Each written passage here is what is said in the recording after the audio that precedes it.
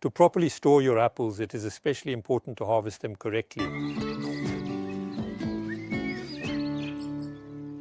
What is important for properly storing apples is to have good crates.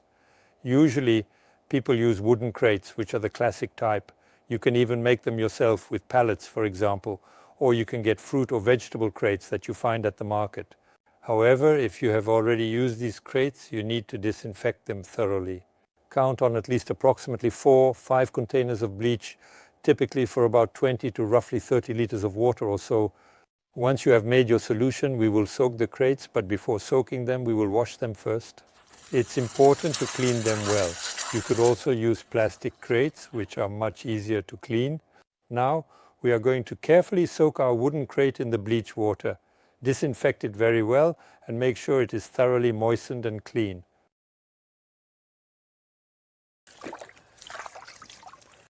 And once we have soaked our crate well, we will rinse it a second time.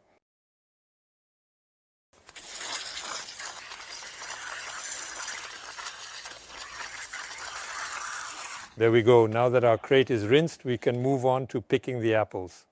To properly store these apples, you first need to know if they are ripe. You need to turn it slightly and it should come off quite easily. Now let's look inside this apple. The seeds should be black.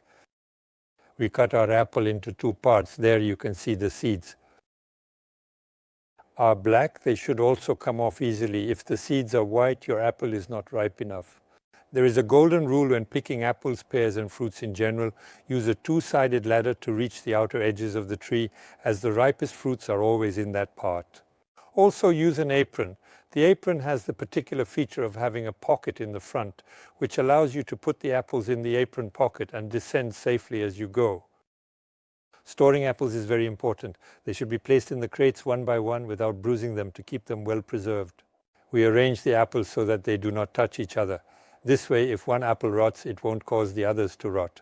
And then we will place them stem down, meaning the flower ends up stem down and vice versa on the peas.